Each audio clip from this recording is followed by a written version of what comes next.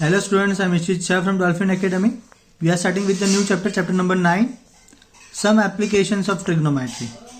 So we are starting with some basics of the trigonometry. First, इस chapter में आपको mainly sign theta, cos theta and tan theta तीन trigonometric function का आपको use करना रहेगा. तो यहाँ पे ये ट्राइंगल जो है ABC, उसमें ये एंगल लिया हुआ है हमने, ये एंगल थीटा.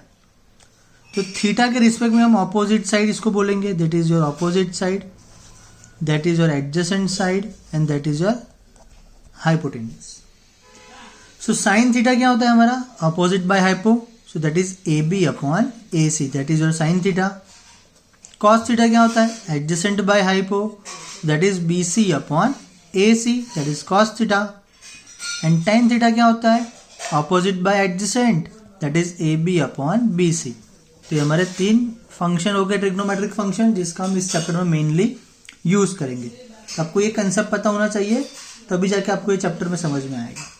अभी थोड़ा और डिटेल में जाए, थोड़ा और रिवीजन करें उसका. तो अगर हम वैल्यूज देखें तो वैल्यूज आपको साइन 30, कॉस 30, साइन 60, वो सब वैल्यूज के लिए आपने टेबल प्रिपेयर किया होगा.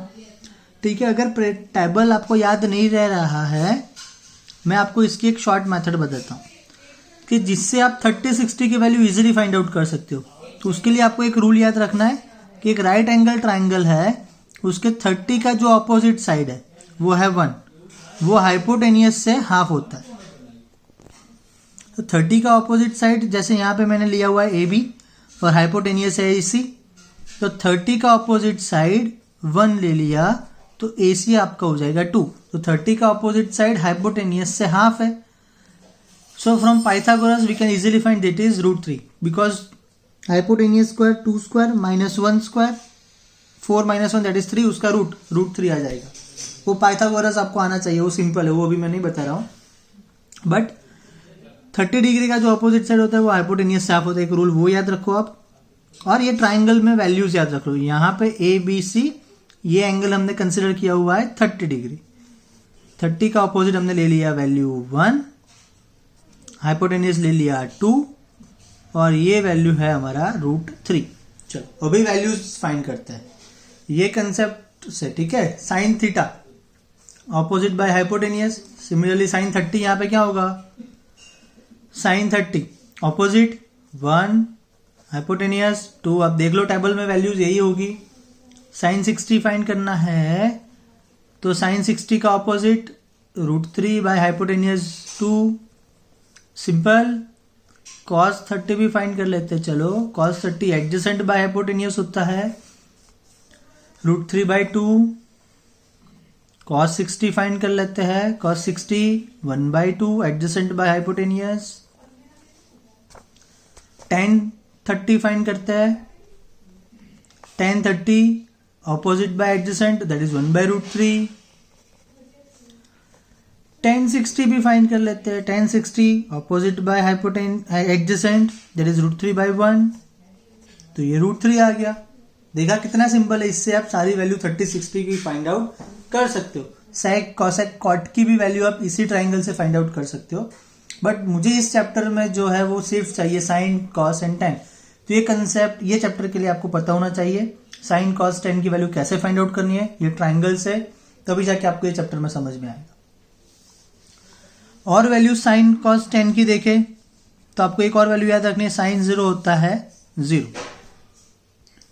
साइन 0 क्या होता है, 0.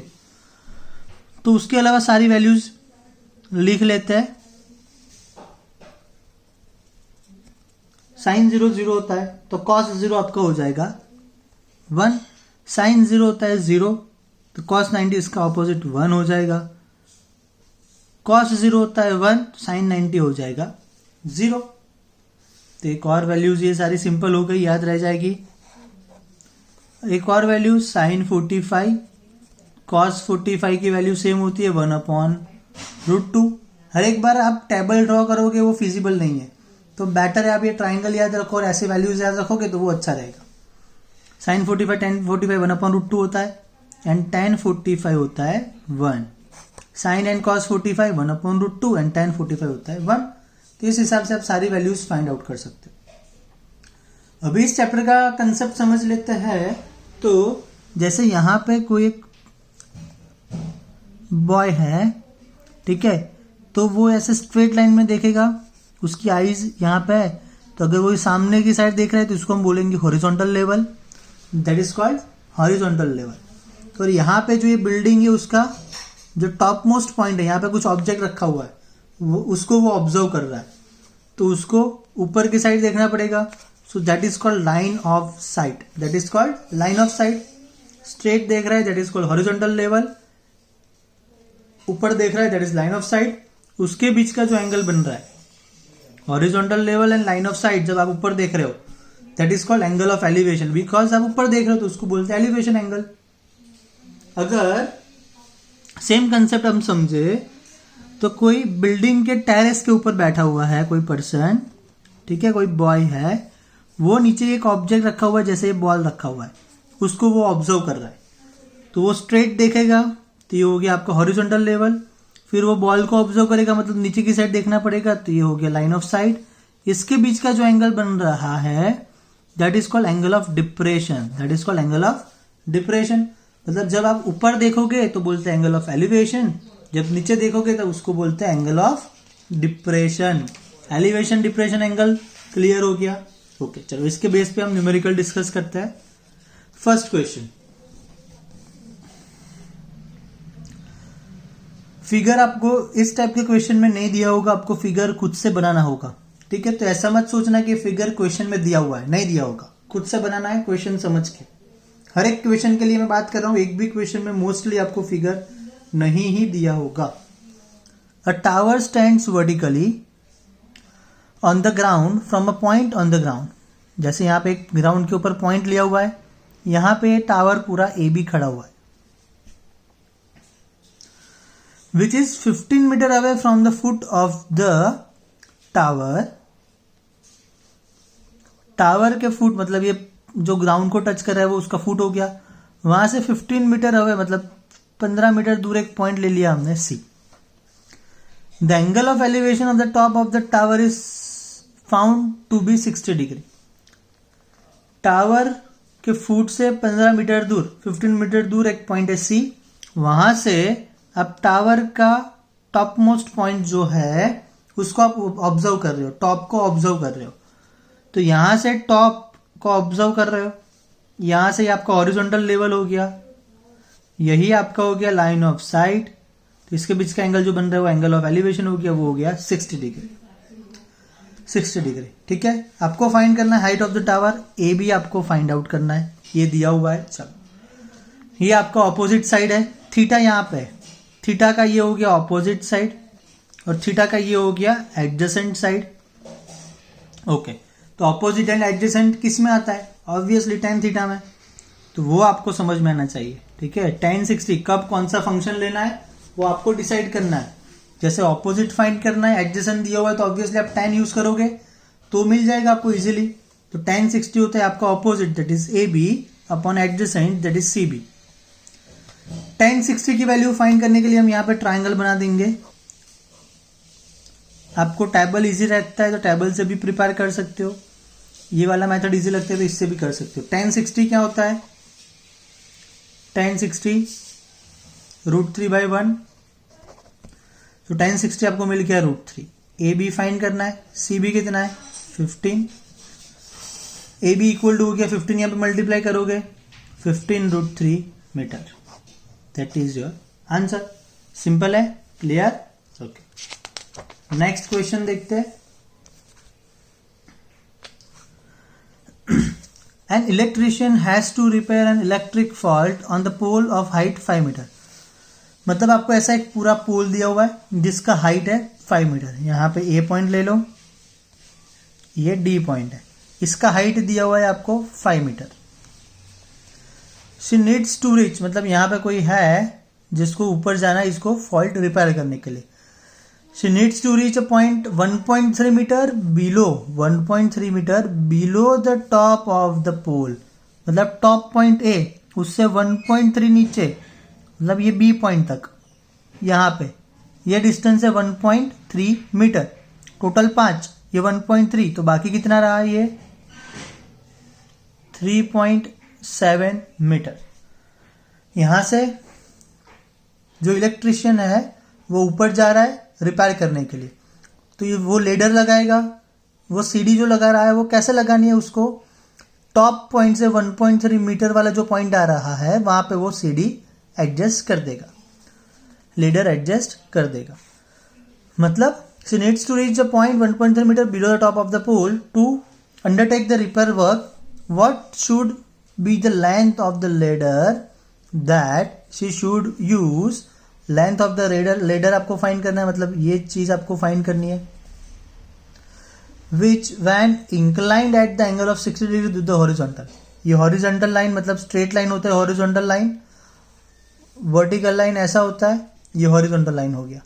उसके साथ कितना एंगल बना रहा है लेडर आपका, हॉरिजॉन्टल लाइन के साथ 60 डिग्री का एंगल बना रहा है। तो लेडर का ये एक पॉइंट हो गया, ये दूसरा पॉइंट, ये लेंथ आपको फाइंड करनी है। ये 60 डिग्री है, ये 3.7 है, आपको ये फाइंड करना है। तो ऑपोजिट साइड दिया हुआ है, हाइपोटेनियस फाइंड करना है, तो आप क्या यूज करोगे, obviously sine 60, that is 60 angle है इसलिए 60, opposite by hypotenuse that is BD by BC। Sine 60 कितना होता है, ये ट्राइंगल से देखो, साइन 60 होता है √3/2, ऑपोजिट बाय हाइपोटेनियस। कितना सिंपल है, एक बार ट्राइंगल आपका सेट हो जाएगा तो फिर टेबल में आपको मजा ही नहीं आएगी, ट्राइंगल एकदम इजी रहेगा आपको। BD कितना है 3.7, BC हमें फाइंड करना है। ओके, तो फाइंड करने के लिए हम क्रॉस मल्टीप्लिकेशन कर देते हैं यहाँ पे, तो BC यहाँ पे चला जाएगा, 3.7 मतलब 37/10, √3 नीचे आएगा, √3 मतलब 1.73, और ये 2 ऊपर मल्टीप्लाई में जाएगा। अगेन BC यहाँ पे चला गया, √3 नीचे आ गया, दैट इज 1.7, और 2 यहाँ पे मल्टीप्लाई में चला गया। अभी 37 इंटू 2 10, 1.73 मतलब 173 डिवाइड बाई 100, ये 100 ऊपर चला जाएगा, एक जीरो कट हो गया।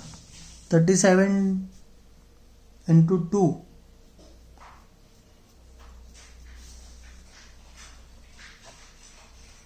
74 into 10 740 divide by 173, 740 divide by 173 आपको आता है करना, वो डिवाइड करोगे तो आंसर आएगा 4.28 metre, that is your answer. Length of the ladder, तो आपको लिखना है length of the ladder that equal to 4.28 metre. Sentence लिखना बहुत जरूरी है इस टाइप के क्वेश्चन में। Also how far from the foot of the pole should she place the foot of the ladder, ये लेडर का फुट और ये पोल का फुट, मतलब ये डिस्टेंस आपको फाइंड करना है DC। ये दिया हुआ है opposite, adjacent, opposite and adjacent tan theta, so tan 60 is equal to BD upon DC। tan 60 होता है √3, BD 3.7, DC फाइंड करना है, so DC यहाँ पे जाएगा, √3 नीचे आ जाएगा, so DC is equal to 3.7 that is 37 divided by 10, √3 that is 1.73, तो उसको मैं लिख सकता हूँ 173 डिवाइड बाई 100, 100 चला गया ऊपर, 37 इंटू 10 370 डिवाइड बाई 173, तो डिवाइड करोगे तो आपको आंसर मिलेगा 2.14 मीटर। मतलब ये लेंथ आपको मिल गया 2.14 मीटर और ये लेडर का लेंथ मिल गया 4.28 मीटर। ओके गाइस, चलो नेक्स्ट क्वेश्चन देखते हैं। एन ऑब्जर्वर 1.5 मीटर टॉल, मतलब यहाँ पे जो ऑब्जर्वर है उसका हाइट आपको दिया हुआ है 1.5 मीटर, मतलब ये पूरा लेंथ हो जाएगा 1.5, मतलब आपको यहाँ पे जो लेंथ है वो भी रहेगा 1.5 मीटर। यहाँ पे ऑब्जर्वर या लेडर था, इस वाले क्वेश्चन में यहाँ पे कोई ऑब्जर्वर नहीं था तो ग्राउंड से ही हमने डिस्टेंस कंसिडर किया हुआ है, ठीक है। इस वाले क्वेश्चन में हमने ग्राउंड से डिस्टेंस किया हुआ है, बट यहाँ पे ऑब्जर्वर का हाइट दिया हुआ है आपको, तो वो हाइट के ऊपर से वो एलिवेशन देखेगा ऊपर की साइड। जैसे क्वेश्चन में यहाँ पे बोला हुआ है observer 1.5 metre tall is 28.5 metre away from a chimney. यहाँ पे चिमनी है, जैसे यहाँ से स्मोक निकल रहा है, ठीक है, तो वो चिमनी के बेस का जो पॉइंट है वहां से ऑब्जर्वर 28.5 मीटर दूर है। ये डिस्टेंस आपको दिया हुआ है 28.5 metre. The angle of elevation of the top of the chimney, ये टॉप ऑफ द चिमनी हो गया। तो यहां से आप उसको ऊपर की साइड देख रहे हो, एंगल ऑफ एलिवेशन। तो जो जहां पे उसका फेस आ रहा है वहां से आपको एक हॉरिजॉन्टल लाइन ड्रॉ करना है। तो ये हॉरिजॉन्टल लेवल हो गया और ये लाइन ऑफ साइट हो गया। तो वहां पे आपको एंगल ऑफ एलिवेशन मिलेगा। क्लियर? ओके, तो वो दिया हुआ है आपको 45 degree. What is the height of the chimney, मतलब ये हाइट आपको फाइंड करना है। हाइट ऑफ द चिमनी कितना होता है? ए बी जितना होगा, ए बी को हम लिख सकते हैं A E plus E B, but E B कितना है 1.5, तो हमें ए ई फाइंड करना पड़ेगा। तो ए ई फाइंड करने के लिए हम ये ट्राइंगल कंसिडर करते हैं। ठीक है, तो ए ई फाइंड आउट करना है, मतलब ऑपोजिट साइड फाइंड करनी है। हाइपोटेनियस तो है नहीं, ये 28.5 दिया हुआ है, ये भी 28.5 हो जाएगा। एडजेसेंट दिया हुआ है, ऑब्वियसली tan थीटा यूज करेंगे। So tan 45 is equals to A E upon E D. Okay, so tan 45 होता है 1, ए ई कितना है 28.5, so E D equal to 28.5 metre. E D मिल गया, सॉरी ईडी दिया हुआ है 28.5, एई मिल गया 28.5 मीटर। एई मिल गया 28.5 मीटर। यहां पे वैल्यू रख देते हैं। So A B equal to 1.5 plus 28.5, 30 metre. So height of the chimney is 30 metre. Next question देखते हैं। From a point P on the ground, ground के ऊपर एक पॉइंट है P। The angle of elevation of the top of a 10 metre tall building, यहां से पूरा building दिया हुआ है।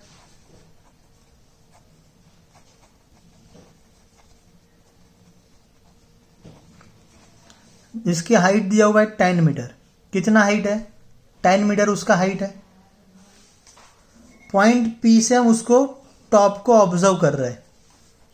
सो एंगल ऑफ एलिवेशन हुआ, टॉप को ऑब्जर्व करोगे तो वो दे रहा है 30। तो ये एंगल जो टॉप को ऑब्जर्व कर रहे हैं वो एंगल बन रहा है 30। ये 10 मीटर हाइट, यहां से आपने टॉप को ऑब्जर्व किया तो एंगल बन गया 30। Okay, a flag is, obviously building 90 degree पे ही होता है तो राइट एंगल ट्राइंगल ही बनेगा इसमें। A flag is hoisted at the top of the building and the angle of elevation of the top of the flag staff from point P is 45 degree. मतलब यहां से एक फ्लैग ऐसा कर दिया, ये फ्लैग स्टाफ का जो टॉप का पॉइंट है उसको आप सेम पॉइंट P से ऑब्जर्व कर रहे हो तो आपका एंगल बन रहा है 45 degree. Find the length of the flag staff, आपको BD फाइंड करना है। And the distance of the building from the point P, ये डिस्टेंस AP फाइंड करना है। ओके, चलो, तो AP फाइंड करने के लिए मैं ये पूरा ट्राइंगल कंसिडर करता हूं, ABP, ये वाला ट्राइंगल। उसमें एंगल कितना बन रहा है 30। ऑपोजिट साइड दिया हुआ है, एडजेसेंट साइड फाइंड कर रहा है। ऑब्वियसली tan 30, 45 नहीं ले सकते, 45 तो ये पूरा ट्राइंगल है, ये बड़ा वाला जिसमें मेरे पास ये लेंथ नहीं है। तो मेरे पास AP भी नहीं है, ये लेंथ भी नहीं है, ये लेंथ भी नहीं है, तो बड़े ट्राइंगल का यूज मैं नहीं कर सकता for finding AP। AP find करने के लिए मुझे ये स्मॉल ट्राइंगल का ही यूज करना पड़ेगा। सो tan 30 कितना हो जाएगा? Opposite by adjacent, that is AB upon AP। tan 30 कितना होता है ट्राइंगल से? tan 30 होता है 1/√3। tan 30 1/√3। AB कितना है? 10 मीटर। AP फाइंड करना है। सो AP इज इक्वल्स टू √3, यहाँ पे मल्टीप्लाई करोगे, AP यहाँ पे चला गया, 10 इंटू √3। √3 का वैल्यू कितना है? 1.732 याद रखना है आपको वैल्यू, 10 से मल्टीप्लाई करते हैं 17.32 मीटर, ये आपको मिल गया AP, 17.32 मीटर AP मिल गया। अभी नेक्स्ट चीज हमें क्या फाइंड करना है, ये हम अज्यूम कर लेते हैं BD, जो फाइंड करना है वो X, BD हमने अज्यूम कर लिया X। चलो तो अभी यहाँ पे 10 और ये X, ये हाइट है 10 और ये हाइट है X, टोटल हाइट कितना हो गया 10 प्लस X, सो AD टोटल हाइट हो गया 10 प्लस X, टोटल हाइट हो गया 10 प्लस X। अभी पूरा ट्राइंगल कंसिडर करते हैं जिसमें मेरे पास AP का लेंथ मिल गया 10√3 AP मिल गया, तो 1045 क्या होगा, 1045 हो जाएगा ऑपोजिट बाय एडजेसेंट, ऑपोजिट कितना है पूरा AD अपॉन एडजेसेंट कितना है AP, 1045 equal to AD upon AP, AD कितना है 10 प्लस X और AP कितना है 10√3। चलो वैल्यूज रख देते हैं, 1045 होता है 1, 10 प्लस X अपॉन 10√3, यहां पे चला जाएगा, so 10√3 is equals to 10 plus X, 10 इस साइड ले लो, सॉल्व करते हैं, X इक्वल टू आपको मिलेगा 10√3 माइनस 10, 10 कॉमन आ जाएगा, यहां पे बचा √3 माइनस यहां पे बचा 1, √3 का वैल्यू कितना है 1.732, वैल्यूज यहां पे रखते हैं 10, √3 का वैल्यू 1.732 माइनस 1 तो है ही, तो क्या मिल जाएगा आपको 1.732 माइनस 1, 1.732, उसमें से 1 चला गया तो बचा 0.732, आपको सब्ट्रैक्शन आता होगा, उसको 10 से मल्टीप्लाई करते हैं तो आपको X मिल जाएगा 7.32, बिकॉज 0.732 0.732 इंटू 10, एक point right hand side shift हो जाएगा तो 7.32, ये मिल गया आपको 7.32 मीटर। ओके, तो length of the flag staff आपको मिल गया 7.32 metre and distance of the building from the point P, मतलब ये डिस्टेंस मिल गया 10√3 मीटर और you can say 17.32 metre. Okay guys, next question से हम नेक्स्ट लेक्चर में कवर करेंगे। चलो बाय बाय।